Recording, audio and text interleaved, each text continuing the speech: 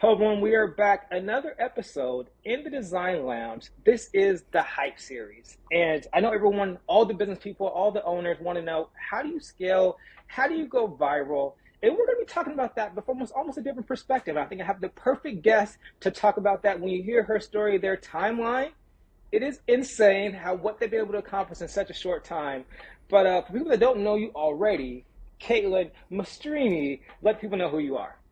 So, yes, I'm Caitlin. And again, thank you, Brandon, for having me here on the podcast. This is a really great opportunity to talk about the story. And I think, honestly, we're kind of relatively unknown at this point, but yeah, gaining that hype and making a name for ourselves. So, I'm Caitlin. I am the CEO and founder of Teak, New York, which is a furniture and lifestyle store based in Brooklyn, New York. We specialize in only Scandinavian furniture, lighting, and home decor, anything also lifestyle.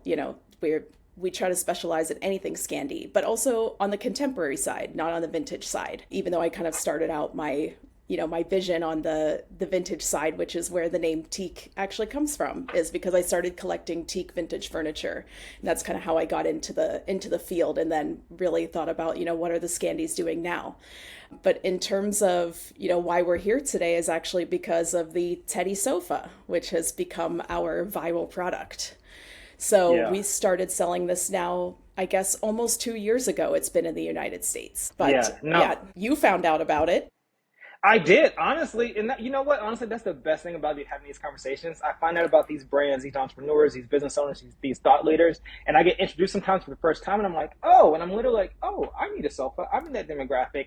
But I want to kind of give context and going back to not the entire origin story, but again, school teacher, went to pursue your master's, decided, I believe I have the dates correct, November 2021, I'm going to register the business, build out a Yep. website. March 22, have a pop-up.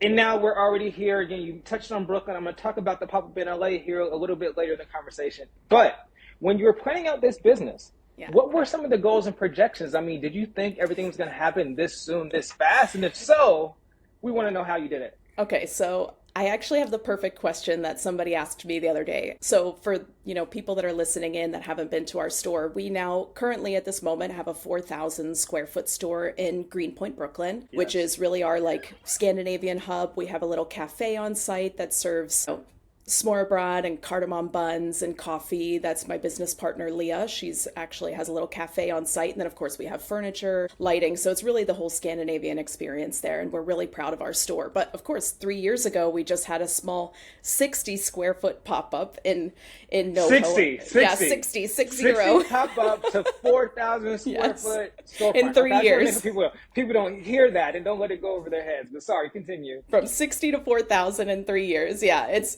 literally insane, but it's been a long journey. It was a lot of hard work, of course, but we're very proud of where we are now. And there was a lot of hoops to jump along the way. But yeah, just a few years ago, I was a high school teacher and I decided that I wanted to quit teaching. I really came from a small town outside of Pittsburgh. That's where I grew up.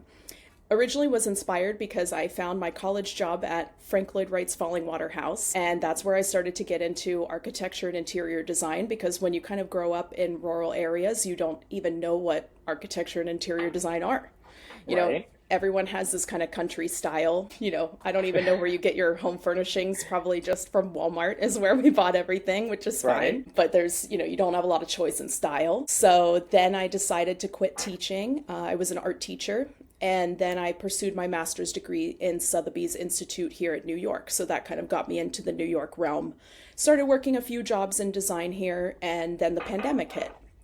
So during the pandemic, I had just kind of decided, what do I really want my future to look like? I also Totally. turned 30 during the 2020 pandemic. So that was also, that kind of time period when you hit a new decade and you're kind of figuring out what life is going to like. I'm now a real adult, I guess. And you have to decide what's going to happen. And I started thinking about my own business and what that would look like, but I didn't have any ideas. Until actually during grad school, I did visit Copenhagen, Stockholm, Oslo, and Reykjavik. So I got to visit 4 out of the 5 countries because I did 1 semester abroad in London. So of course, you got those nice little Ryanair flights, or the small, budget carriers that took me $20 from London to Oslo. Amazing. So it was great. Amazing. Yeah. Amazing. And now at this point, did you realize already that you had Scandinavian ancestry roots, or was that something that kind of came about later on? It came about later on, actually. I had no idea. But I Okay, knew that when I went there, I was totally inspired and just fell in love with it. But also, I do have the look of the Scandinavian people. yeah, So whenever I go there, they would just talk to me in Danish and Swedish. So I kind of felt like I had this sense of belonging. And then when totally. I came home and explored my dad's side of the heritage, which is mostly English, I realized that there was Danish and Swedish there too. Okay, So it was really the perfect tie. And so when I totally. came home, I started working. I was like, I really want to design my home in Scandinavian style. And so that's when I really landed on the vintage stuff and started kind of, searching out some vintage dealers in the New York area. But then I was thinking, what about the contemporary things? What about the stuff that I was seeing when I was there? How can I find that? And it was kind of hard. There aren't a lot of people in the US, or at least in 2020, 2021. I wasn't finding that except for Gotcha. maybe Finished Design Shop. And at that point, you're spending a lot of money shipping things over. There were a lot of websites from Europe that were sending things over, but just nothing that really appealed to me. And I thought, there is kind of an entrance into this market that maybe I could capitalize on. And that's really where the idea started. And that's kind of where I decided, okay, well, let me name the business Teak because that's my favorite type of wood. And it gives the nod back to the vintage roots of Scandinavian Totally. design, which is really where the Scandies, especially the Danish and the Swedish designers, got their first steps into the global eye was during those 50s and 60s. Awesome. Yeah, no, and again, it's so interesting to hear. And people are like, oh, 2022, 2021, and now, 3 years later, it's amazing. But obviously, there's bumps and obstacles along the way. There are so many videos and marketing talking about how to go viral. Like, what's the Yeah. formula to create a viral video, or in your case, even a viral product? And where you have gone viral, I think a lot of it is a misperception that it's easy Yeah. and that it's just instantly hits. But also, I want to touch on later on about how do you manufacture that into something else and scaling a business. But I heard you were like nearly 6 figures in debt, credit card debt, Yeah. either through inventory and marketing, and even your pop-ups wasn't necessarily turning a profit at first. Not at all. What? Two questions. A, how much were you investing in marketing? And obviously, you already had a differentiator in the marketplace because you said you found a product that wasn't readily available. So you had a differentiator in the marketplace. You were good there. But how do you know, or how do you find out how much to spend in marketing? And then really, when do you start seeing that turn being made, where you're getting around the corner, like, okay, these pop-ups are starting to work out a little bit more. Word of mouth might be building. People, I'm starting to establish that community. How long did it take? I think people also, they think it's just going to happen immediately. They don't know, like, no, you have to invest in it. It's not just I turn on my phone and take a photo and now I'm viral and now I'm selling out the Yes. place. No, these are steps, and I need to invest long term to see that fruition come into see that come into fruition, if you will. Yeah. I mean, building a business is no joke. I will Yeah. say that. I had no idea what I was getting into. This was my first business, that I've ever built. Still my only one. I've not built anything else since. This is my child, literally. So, when I started it, I just thought, okay, like I know how to, start an Instagram account. I can build a website. I always had these skills. I worked in an e-commerce store before, like e-com only. I've worked for a manufacturer of, luxury lighting. So I figured it out. And I had been to many retail stores selling, luxury goods. So I knew I had the background and the wherewithal to do it. But how do you start from zero? And Exactly. I also didn't have the funding. I'm just a regular New Yorker living on my month to month salary, paying my high rent, just having enough to go out and have fun with my friends. That's pretty much it. It's not like I really had this big savings account or had a family to support me. So essentially, what I did was I had a good credit score. I took out a bunch of credit cards, 8 of them actually, and Okay. maxed them all out for Yes. inventory. So I did have about, I think it was like $80,000 in credit. So of course Yeah. my credit score went down Totally. immediately. It went down Yeah. into the 500s, which was a very scary place to be because also I was like, now I can't really move anywhere You because can no one will exactly. approve me. No, totally. So it's a scary place because you're essentially gambling on this idea. And I knew that I had a good idea and I believed in it, but I knew that I also had a lot of work ahead of me. So I bought all this inventory. I had this opportunity to join this women-owned pop-up. So it was in NoHo, right on Broadway, only one block off of Houston and Broadway, which is a main intersection in Lower Manhattan. Okay. So I, set up my Google Maps. I was like ready to go and launch this thing. I had started working on my Instagram already. And it wasn't easy. I was at a loss every single month. So for the Yeah. entire first year of my business, from March 22 to March 23, that I was there at the pop-up for 12 months. Okay. I even did another pop-up at the Columbus Circle Christmas Market. So, we have the New York Christmas markets. I actually had two pop-ups going on at once, and even Okay. that alone, like, I broke even. I didn't even like Gotcha. make any money. I was losing every single month. So essentially what happened was, after I closed my pop-up in, actually it was February, like February 28th, 2023. So it was like a full 12 months. I unexpectedly also got let go of my full-time job. So I was actually Okay. working full-time during this entire first year of the business, which is what Gotcha. actually kept me afloat, because the Okay. business wasn't making any money, but at least I was making my salary that I was living off of. But I had Totally. one full-time employee actually running the pop-up and helping me make sales. So that was really what was keeping us going. Well, now I've lost my job.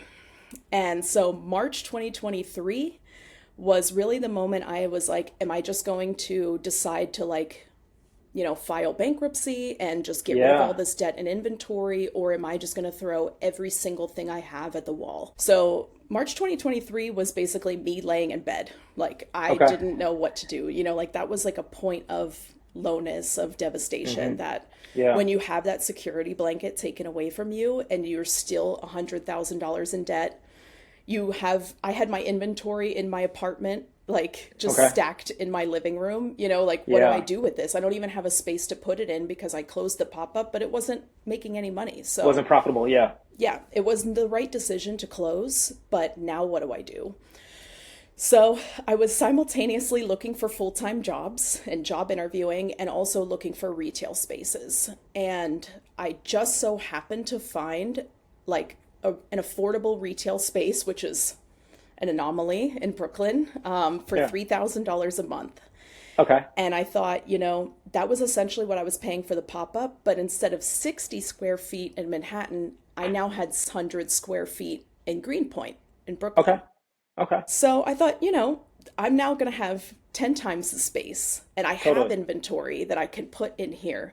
Like, if I had a couple more $1,000, which I can probably borrow from somebody, like, Yeah. I was like, somebody can at least float me probably like 10,000 more dollars that Okay. I can convince them to, that I'll pay Yeah. them back. I believe in this, Exactly. Exactly. that I can fill up the space, and I can probably flip some money, and we'll see if this works. And I did get approved somehow.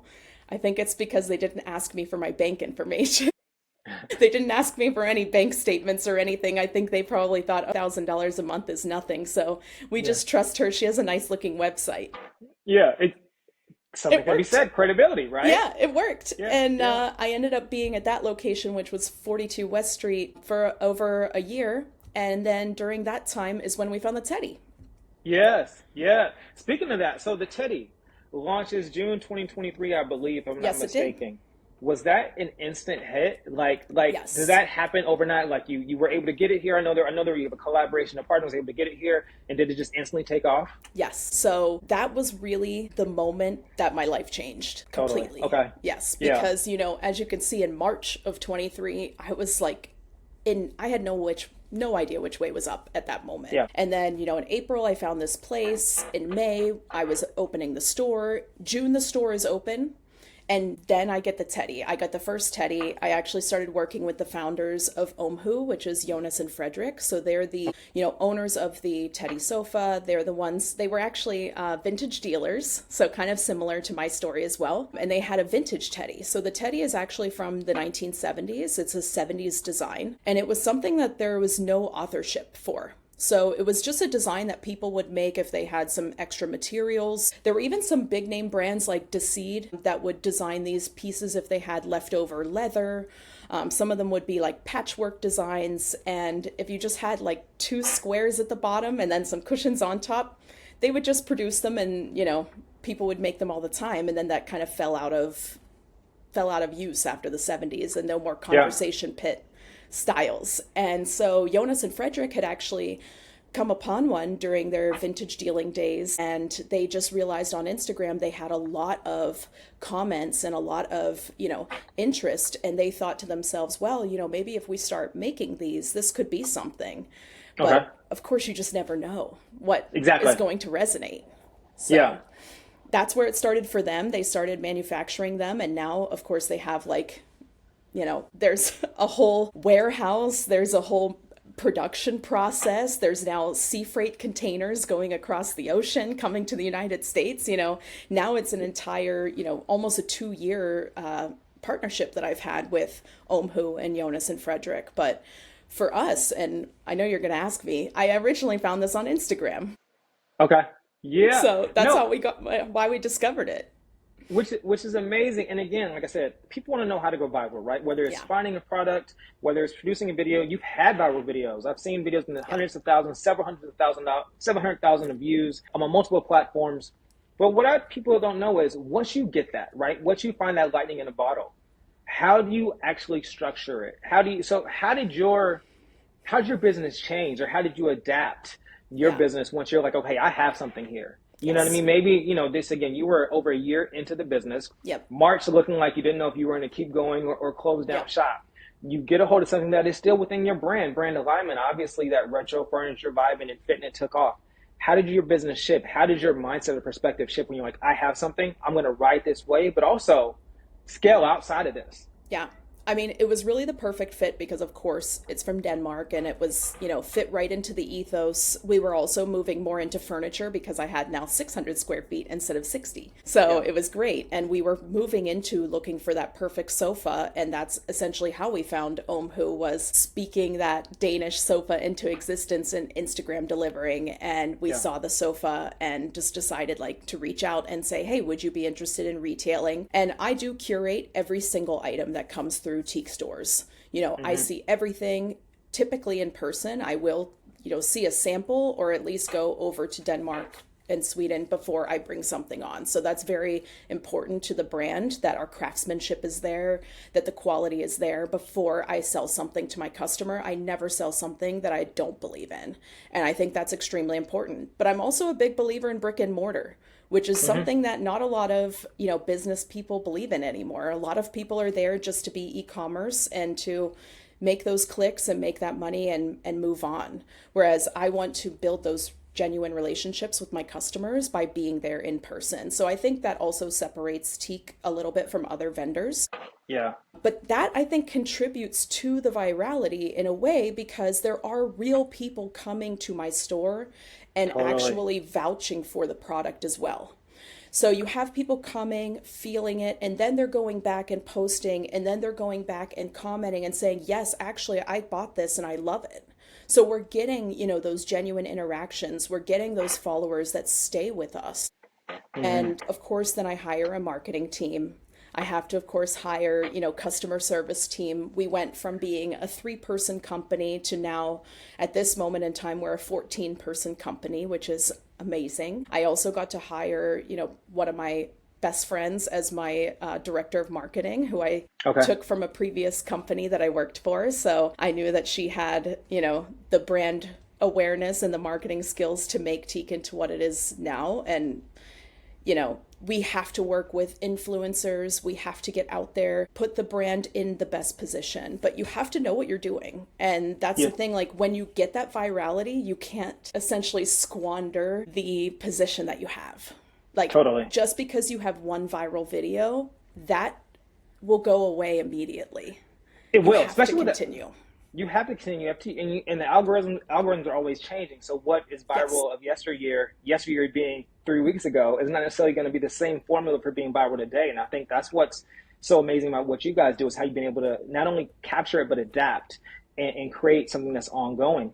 One of the things I noticed and looking at your content, it seems like you inevitably have a knack for community, right? And talking to a lot of business owners or just a lot of marketers, they look at digital, they look at community building as a one-way conversation. Yeah. And I would say one of your greatest strengths from an outside perspective is the ability to listen. The ability to listen to see what the audience is saying and then adapt in that. What are the biggest mistakes you see people make, right? When it comes to not only digital marketing, but inherently building community that they are doing that they shouldn't be doing, because maybe it is just a one-way conversation. They're just pushing their product or whatever on someone, as opposed to really engaging and listening and scaling that way. Well, I appreciate you saying that because community is definitely one of the pillars that Yeah. we focus on because as I mentioned, being part of Brooklyn, we are part of that community. We host events, we host workshops. We're always trying to educate and inspire. That's what I tell my staff is that our goals at this company is to educate about Scandinavian lifestyle, inspire people. We don't need to have the bottom line as our number one goal. That's not the number Yeah. one goal. As a company, we're not just a company, we are people. We all live here in Brooklyn. We all see each other every day. We have regulars at the store. We know people by name. And that's what a community is about. We host events, but also it's about having that online community as well. We like to be part of the conversation. And I think, like what you said, having a one-way community is really what the problem is with social media is that people just think about, okay, what can we put out? What are we putting out there on social media? Totally. Rather than having this conversation. So I think like for us, what we've been really focusing on is how can we work with people on social media? So I think the perfect example actually of this is last year, our strategy really was the one-way conversation. So we noticed that in Q3 and Q4, we were really working on the strategy of creating our own content because that was really important for us too, is that we want to Absolutely. create our own, Narrative, vision. Yes. messaging, exactly. Definitely. Totally. But we were always taking our own photos and putting it out there, and everything looked super professional, which we loved, but it really wasn't Yeah. getting a lot of engagement. So we were proud of it, but it just didn't seem to resonate with the online community, which, we were a little saddened by, but it's just the reality because also you can't control the unfortunate algorithm. But now that we have kind of switched strategies, it's now April, we've definitely been engaging more with working with creators, doing a lot of with the collaboration tool. We've been gifting a lot of products to creators that we believe in their messaging as well. Specifically, like I just want to call out, recently we've been working with this creator, Plantman P. And He had the pop-up event in LA. yeah. And Yeah, him yeah. and his wife, Plant Lady P, they're just like such phenomenal creators to work with because their whole ethos is about how to care for plants and this like hint of sustainability, but also, beautiful homes, bringing plants into your home. So we gifted them a couple of different pieces of furniture to outfit their, style and just kind of like bring that together. And now we get to showcase Teak and Plantman P together. And we gifted them a few of our pots that we have in store. So they're going to showcase using our pots, how to repot here and there. But then also we gave them like a credenza so that way they can style it. And that's the kind of content that now we want to have. So that way we can see our products in real people's homes rather than us staging the products at a photo shoot or in, just at the store. And that's where I feel like that's the one way versus the two-way conversation. I used to be against that idea of influencers because I just don't even like that word influencer. I just think it's a negative word. But whenever we're talking about creators, I do now see that value of working with people and working with the community to create those kind of assets and just show what can our furniture look like in your space. I think too, I was actually listening to your podcast earlier with Bobby Burke, and he was talking about how people don't always know what their design styles are. And I think that's the one thing about Scandinavian style is that it's very versatile. You have to have a Scandi style home in order to incorporate Scandinavian style into your space. So you can have farmhouse, you can have transitional and still incorporate our products. And honestly, not only that, from what I'm understanding, also the ethos of it, right? That coziness, right? Where you might just have a piece here or there, but you can have the ethos that's surrounded in that aspect. So much, and like I said, and I saw that transition honestly because a lot of your viral videos have done that. But your Instagram account still extremely curated, right? You have, your guys, how do I say Hygie series? Hygge. So I killed that, but I had no idea. The Hygge series. But then you have influencers, but it still looks good. But also what's amazing is, and I wanted you to touch on this because I noticed people think, okay, I want to work with influencers. They think that's the fast track, and they just pick people just on numbers. But you have people that have a huge following, but I think you just had a recent account with Josh Home. He has 619 followers. Yeah. Right? He's not what you consider a mega influencer, and yet you still collaborated with that. How do you decode and decide who is someone that aligns with the brand and who do I choose to collaborate with versus not collaborating with? That's very interesting too, because yes, we do pick people from literally zero, like, Yeah. I mean, they have a Yeah. couple hundred, which is like, I mean, I personally have like 900, which is like people I know from life over the last 10 years, Right. Yeah. versus like, I mean, we literally had someone the other day that had a few million that reached out to us. So it can change the spectrum, but really it's about the person and it's Hmm. about their home. Yeah. We really choose people based on what kind of content they're creating and whether that fits with who we are as people, because to us, that's more valuable. I used to go on Totally. these websites and like look for creators and see, oh, what's your engagement? What's this? What's that? But, it's really more about, does this product, will our products enhance their homes? Will this be, a great partnership for us? Because again, that's what we value, are the relationships. So, Yeah. again, I think that's what we do differently than other people. And sometimes different can be a risk, but it can also be a reward. And I think we're doing well. And I also trust my marketing team. I Yeah. always tell No. them, whenever we first started a year ago, I was like, okay, send me the people and let me know. But now I'm like, you guys pick. Right. They make the choices, and everything that I see at this point, it's phenomenal. Yeah, no, totally. Yeah, they definitely seem like they know what they're doing. They built that trust. Talking about being different, you talked about you believe in brick and mortar. You believe in the showroom. Yeah. When it comes to that, and again, it looks like you're so much with community. How do you ideate out? This is, retail space versus this is for marketing versus this is for activations. Because again, you talk about Plant Man P, and you were just you had a pop up for what 10 weeks in LA, Yeah. and it's like some people be like, I just want to sell product and let people experience as much as possible. But you're like, no, I'm going to have several, workshops, collaborations. So it is a community within itself. So Yeah. what's your outlook on brick and mortar? Well, I have always felt like no matter what the price is, I want to see something in person. I have always Totally. been that fashion shopper that wants to try something on before I buy it. If Yeah. also I'm that person, I'm going to buy 12 of something and then return 9 of it. And I hate doing that.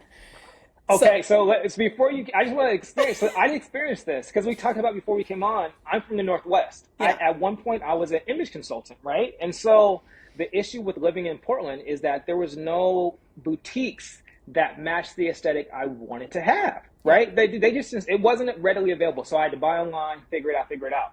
But I love shopping in person. And yes, I recently was in Paris for Maison Objet, and I was like, there's no better thing than going into a store, seeing it, touching it, feeling it. It reads differently. So things you might see online that you wouldn't necessarily gravitate towards in person, you do. So there is nothing, and I was able to get around it for several years, but there is nothing like that in-person experience. yes, Even if I then online and buy 5 more of that same thing, yep. I need to experience it in person first. So I just had to throw that in there. Yes. Like shopping is something humans love to do. And like Totally. we want to go out and smell candles. We want to feel fabrics. Like we want to have that kind of sensory experience. We want to talk to other human beings. And obviously, I mean, we've changed a lot since the pandemic. We definitely lost some social skills, but we're still out there trying our Yeah. best.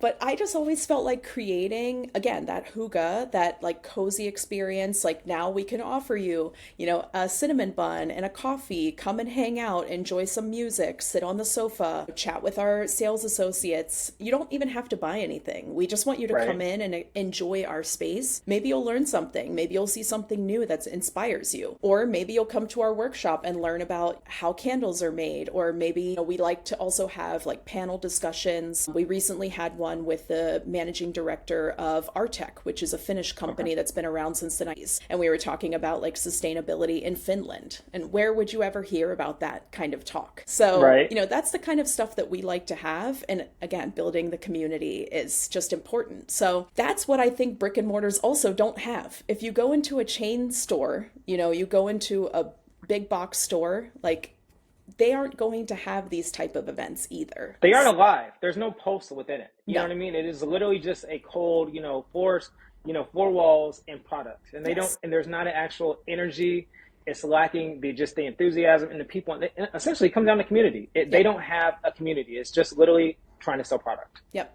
And that's why for LA too, while we were having, a pop-up there to again showcase our products for people to see and touch them, which is the point of having the pop-up. It was also the way for us to get people in the door was to have these community events. And Absolutely. I flew into LA the day after the wildfires started to Okay. see that and have that impact like on January 8th, That's flying in and crazy. seeing the smoke in the air, seeing the fire like engulfing neighborhoods and talking to people who were losing their homes. Like it brought tears to my eyes. Yeah. And we just knew like there was no way we were going to have this grand celebration of bringing our products, and when people were literally losing their furniture, losing their Yeah. homes.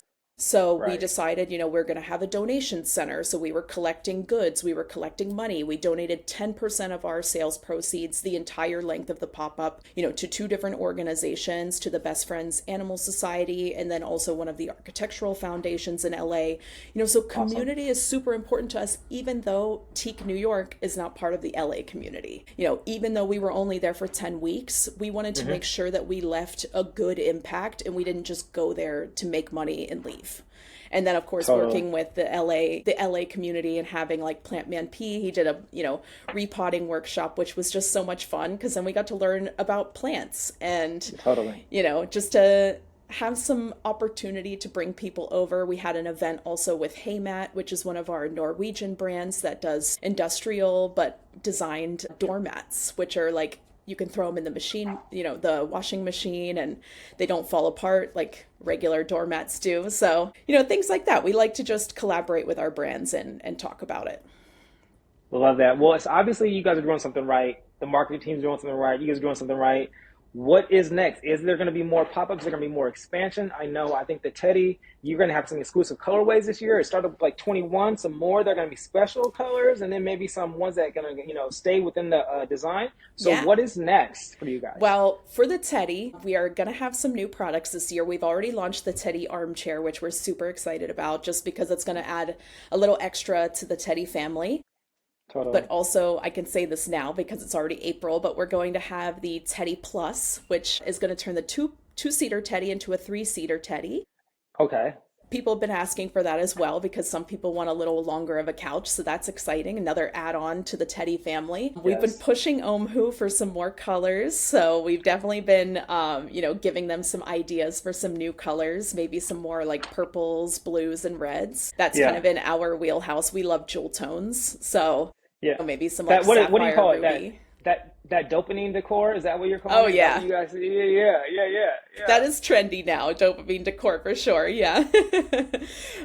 So definitely we want more color. That's on the horizon. And we're also, as just a little tidbit, going to be adding some color to the bars too. So the metal Okay. bars on the side are going to be getting a little revamp as well. So we're Yes, really and I excited for that. Just, adding just some love little that. features here and Let there. It's, it just yeah, add some yeah. extra value to the product, and we're excited to see their company grow. But we are always adding on some new brands and onboarding some things that we see are going to have value in the future too. We just added Hem, which is one of the Swedish brands that's huge in the design world right now, but they haven't really been very customer focused on like end consumers. They've been very much in the interior design world, so we're Got you. excited Okay. to bring that to like Brooklynites and the New Yorkers. So that's Yeah. new on our floor too. So we're always bringing in new product as well. Are we going to see a West Coast expansion, a more permanent location? Is that in the works, or more New York locations? What is that looking like in 2026 and maybe and beyond? I have been looking, I have my eyes Okay. open. Okay. I will say there's a little bit of uncertainty right now, the Mm. tariffs and the Yes. political climate. There's a little uncertainty going on right now with the US and EU relations. Hmm. So I'm not sure how that's going to affect our business, considering that we do import every single item. Everything. So, Yeah. Totally. with aluminum and steel tariffs being, thrown up in the air, I'm not really sure what's going to go on with pricing, or we've had a few companies already talking about increasing prices, or they're not going to be selling to the US anymore, which is definitely a precarious place to be in. So we're kind of weathering the storm at this moment until we have some more No. clarity. But Yeah. I 100% want to expand, and we got a very positive response from LA. The community really came out for us. We heard a lot of compliments, and we know that LA is ready whenever we are. I will probably do an East Coast expansion before LA just because Okay. I'm a little scared to be in two different time zones at once. So, to scale for my own stress levels, I will probably do an East Coast, probably like either DC, Boston, or something like Okay. that. A smaller Yeah, expansion to test it out before we totally. make our way over to the West. But I definitely want to do more pop ups. We had one in Miami as well for Design Week. Love It that. was actually just, we built out the back of a 20-foot truck and had some Okay. teddies and designed it out. So it was really cool. And we called it Teak on Tour. So we'll probably be doing more Teak on Tour this year.